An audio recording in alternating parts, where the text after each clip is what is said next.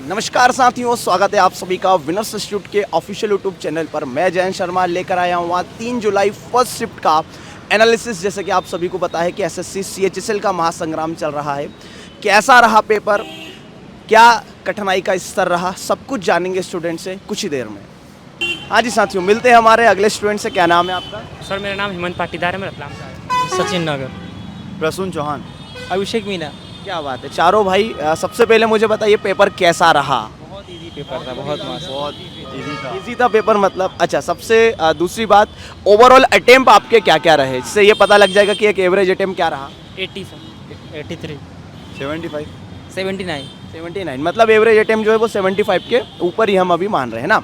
चलिए, इसके अलावा यदि बात करें सबसे इजीएस्ट पोर्शन की, कि सबसे इजी पोर्शन कौन सा रहा जिसमें आपको समय सबसे कम लगा? रीजनिंग। चारों भाइयों को रीजनिंग में। क्या बात है। अच्छा, इसके अलावा सेकंड नंबर पे हम आते हैं मैथमेटिक्स में। मैथमेटिक्स को 2 पोर्शन में हम लोग बांट लेते हैं, अर्थमेटिक और एडवांस में। तो यहाँ नंबर ऑफ क्वेश्चंस कहाँ से ज़्यादा थे? अर्थमेटिक से ज़्यादा थे, एडवांस से ज़्यादा वेटेज था, अर्थमेटिक का काफ़ी वेटेज था। एडवांस कम था।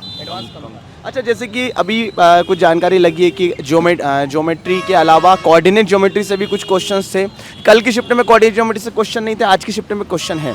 मतलब पिछले 2 दिनों से कोऑर्डिनेट ज्योमेट्री नहीं आ रही थी, लेकिन आज कोऑर्डिनेट ज्योमेट्री की एंट्री हो गई है। तो किस टाइप के क्वेश्चन थे, कुछ बता पाएंगे आप? सर सर्कल और लाइन के थे, इंटरसेप्ट फॉर्म पूछा था वो सर। मतलब इजी क्वेश्चन था, फार्मूला बेस्ड क्वेश्चन था। C1 C2 वाला जो फार्मूला होता है शायद अपना, वही वाला शायद क्वेश्चन होगा। अंडर C1 C2 वाला शायद एक फार्मूला इसमें लगता है। पता हो सर तो बहुत इजी था, लेकिन अगर फार्मूला नहीं पता है तो फिर।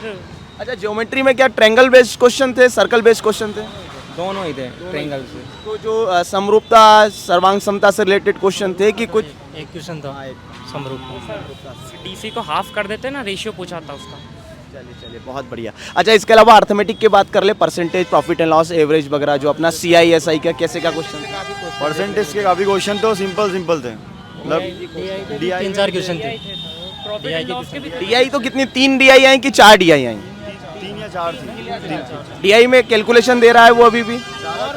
एकदम बेसिक कैलकुलेशन, बेसिक। नहीं, कल तक की जो DI थी उसमें जो था वो कैलकुलेशन था, आज की DI में थोड़ा कैलकुलेशन उसने कम किया है। इलेक्शन के थे सर 2 क्वेश्चन, इसमें से एक तो बहुत हार्ड था, मतलब कैलकुलेटिव बहुत था, एक तो बहुत ईजी था। अच्छा, इसके अलावा जैसे कि और हम बात कर लें सिंप्लीफिकेशन वगैरह से, नंबर सिस्टम वगैरह से, तो इससे भी क्वेश्चंस थे? नहीं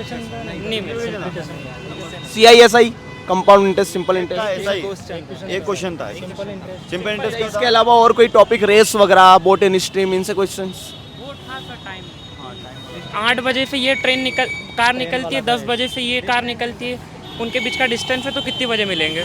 मतलब बेसिक ही क्वेश्चन था बिल्कुल। जो है स्पीड आप ऐड कर दो, वो सीधा सीधा आपका आंसर आ जाएगा, है ना। चलो, मैं इतने अच्छे इसलिए समझ पा रहा हूँ क्योंकि मैं भी एज अ मैथ्स टीचर हूँ, है ना। तो क्या बात है।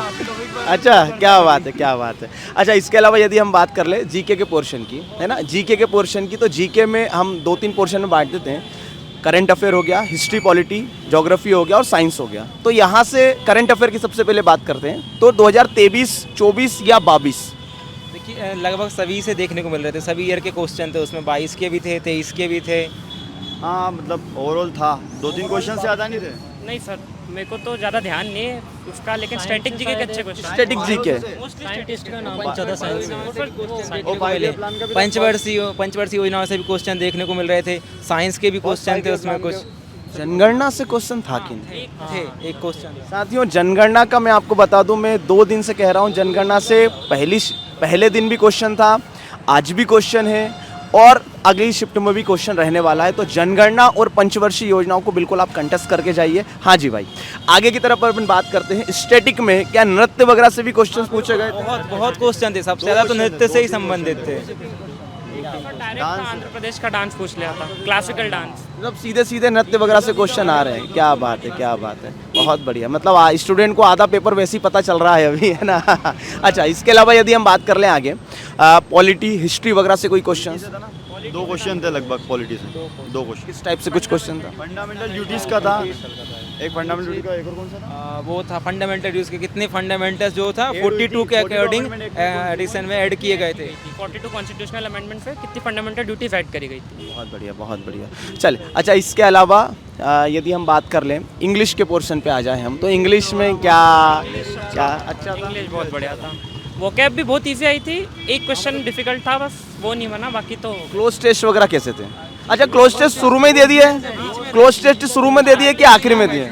स्टार्टिंग हाँ, में दे दिए फिफ्थ क्वेश्चन से स्टार्ट हो गया था आई थिंक। से स्टार्ट कर दिए गए थे। और अगर जो भी बच्चा अब जिनके अपकमिंग डेज में एग्जाम है, अगर वो प्रीवियस को करें ना तो उसी की वोकैब ले आ रही है, वन वर्ड सब्स्टिट्यूशंस वगैरह, एंटोनिम्स सिनोनिम्स, वन वर्ड उसी से आ रहे हैं पूरे। 2 इडियम भी आए थे और मतलब एंटोनिम सिनोनिम बहुत सिंपल थे, मतलब बेसिक जो अपन जनरली बोलते भी डे टू लाइफ में, ऐसा कुछ था। मतलब ओवरऑल पेपर इजी ही था। अच्छा, पैरा जंबल वगैरह ने परेशान किया? पैरा जंबल वगैरह था? पैरा जंबल एक भी क्वेश्चन नहीं था। अच्छा, इसके अलावा कुछ ऐसा लगा हो आपको कि भाई कुछ नई चीज़ें ऐड हुई हैं, कुछ नया पोर्शन ऐड हुआ है पूरे पेपर में? हाँ, और एरर्स के क्वेश्चन बहुत थे। एरर्स के बहुत क्वेश्चन थे। एरर्स के क्वेश्चन तीन क्वेश्चन लगभग एरर्स के आ गए थे। बाकी इंग्लिश बढ़िया थी, सॉर्ट। लगभग 8 वोकैब के क्वेश्चन थे, बहुत थी वोकैब से। मिला लो आप, अगर वो भी मिला लोगे ना क्लोज टेस्ट, उसमें भी कुछ चीज़ें वोकैब से रिलेटेड थी। वोकैब से मतलब बहुत पोर्शन था वोकैब का, है ना? प्रीवियस ही आया है, कोई भी नया टॉपिक नया क्वेश्चन नहीं देखने को मिला, पूरा प्रीवियस ही उठा के दिया था इंग्लिश का। तो एसएससी का तो रहता ही है ऑलमोस्ट, जो 70-80% करीब प्रीवियस ईयर देता है वो, है ना? चलिए, स्टूडेंट के लिए क्या सलाह देना चाहेंगे? यही सलाह देना चाहेंगे कि आप लोग जितना ज़्यादा हो सके उतना प्रीवियस कंप्लीट करके आए। अटेम्प्ट ज़्यादा दो भाई, कट ऑफ ऊपर जा सकता है। जब पेपर इजी है तो कट ऑफ डेफिनेटली ऊपर जाएगा। यही कहेंगे तैयारी अच्छी रखो, पेपर इजी आ रहा है। इजी आ रहा है, घर आए ना पेपर में, है ना? और ज़्यादा से ज़्यादा अटेम्प्ट करने की कोशिश करें, और जो उलझन वाला प्रश्न हो उसको थोड़ा सा अवॉइड करने की कोशिश करें कि टाइम बचेगा तो वो आखिरी में आगे हो जाएगा। सर मैं बोलूँगा कि कोऑर्डिनेट ज्योमेट्री पढ़ के जाना, दिक्कत दी सर, कोऑर्डिनेट ज्योमेट्री के 2 क्वेश्चन छूट गए। चलिए, अब मैं ही कोऑर्डिनेट ज्योमेट्री पढ़ा दूंगा आगे, है ना? चलिए, बहुत बहुत धन्यवाद आपका, है ना? बेस्ट विशेस आपके साथ में है। थैंक यू सो मच आप सभी का, बहुत बहुत सारा। नमस्कार साथियों, मिलते हैं हमारे अगले स्टूडेंट से। क्या नाम है आपका? गुलाब सिंह यादव। यादव जी, कैसा रहा आपका एग्ज़ाम? एग्ज़ाम सर इजी ही था, टोटल इजी। कितना अटेम्प्ट रहा आपका? 98 किए हैं वैसे मैंने। अच्छा, वास्तविकता बताना, इसमें से कितने तुक्के मारे आप?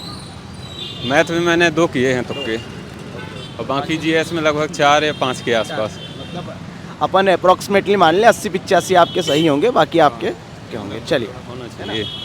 सबसे इजी पोर्शन की बात करें तो सबसे इजी पोर्शन कौन सा रहा आज? इजी तो पूरी मैथ थी, लेकिन कोऑर्डिनेट ज्योमेट्री इसमें आ गई है, सो उसमें थोड़ी प्रॉब्लम कर रही थी, जो कि एक क्वेश्चन मुझसे बन गया, एक छूट गया। अच्छा, मतलब कल तक की शिफ्ट में कोऑर्डिनेट ज्योमेट्री के कोई भी क्वेश्चन नहीं थे और आज की शिफ्ट में कोऑर्डिनेट ज्योमेट्री उसने डाल दी है। बहुत बढ़िया। मुझे जानकारी नहीं है, बट ये है कि आज 2 आ गए हैं कोऑर्डिनेट ज्योमेट्री से। अच्छा, किस टाइप के से बता पाएंगे? एक तो था जो त्रिज्या पूछे था शायद, एक इक्वेशन दी थी और उसके निर्देशांक दिए थे, तो उससे त्रिज्या पूछे था। एक तो अंतःखंड के रूप मतलब दोनों रेखाओं के बीच की दूरी पूछे था, सो तो बन गया था। इसके अलावा ज्योमेट्री की क्या स्थिति रही? ज्योमेट्री के तो इजी क्वेश्चन थे, नॉर्मल थे। त्रिभुज, वृत्त वगैरह से क्वेश्चन? थोड़ी इलेक्शन का तो जो थोड़ी हाई लेवल का कैलकुलेटिव था। इसके अलावा अर्थमेटिक की बात कर लें अपन यहाँ से। अच्छा, इसके अलावा जो अपना ट्रिग्नोमेट्री और अलजेब्रा है, क्या यहाँ से भी क्वेश्चंस थे? अलजेब्रा से नहीं आया, नहीं था। ट्रिग्नोमेट्री से? ट्रिग्नोमेट्री से एक क्वेश्चन था शायद, हाँ एक था। अच्छा, इसके अलावा मेंसुरेशन से जैसे कि कल भी 3 से 4 क्वेश्चन आए थे, क्या आज की शिफ्ट में भी ये देखने को मिले? आज नहीं थे। मेंसुरेशन से जैसे कि घन, घनाभ, शंकु, गोला? एक क्वेश्चन था घनाभ वगैरह से था। क्या पिघला के क्या बना रहा है कुछ नया, कि पृष्ठीय क्षेत्रफल या कुल क्षेत्रफल पूछ रहा है? उसमें उसने यही पूछा था कि वॉल्यूम दे रखा था, और उसने एक घनाभ दे रखा था, इसके कितने उसके अंदर आ जाएंगे, इतने, हाँ इनके मतलब वॉल्यूम वाले कितने उसके अंदर आ जाएंगे, 3 आ रहे थे। मतलब वही परिवर्तन वाला था, वॉल्यूम, है ना? चले, इसके अलावा यदि हम बात करते हैं अर्थमेटिक के पोर्शन की, तो अर्थमेटिक में जैसे कि परसेंटेज वगैरह, प्रॉफिट एंड लॉस, तो कहाँ से क्वेश्चंस थे? प्रॉफिट एंड लॉस से था, वो भी इजी था, और बाकी परसेंटेज वगैरह का नॉर्मल ही थे, मैथ कोई हाई लेवल नहीं थी। अच्छा, रीजनिंग के पोर्शन की बात करें तो रीजनिंग कैसा रहा? रीजनिंग तो पूरी इजी थी, उसमें कुछ भी नहीं था खास। और जीएस?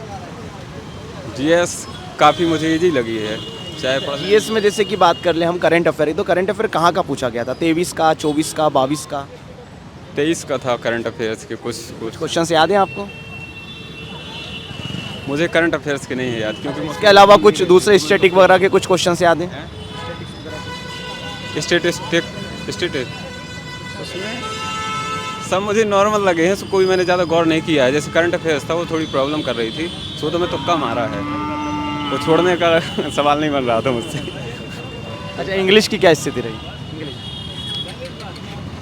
इंग्लिश भी नॉर्मल ही थी, उसमें कुछ भी ऐसा खास नहीं था। मतलब एवरेज ही पेपर था। कोई स्टूडेंट ढंग से यदि प्रीवियस ईयर पढ़ के जाए तो कितना का अटेम्प्ट कर लेगा? प्रीवियस से पढ़ के जाए तो उससे अच्छा पेपर बन जाएगा।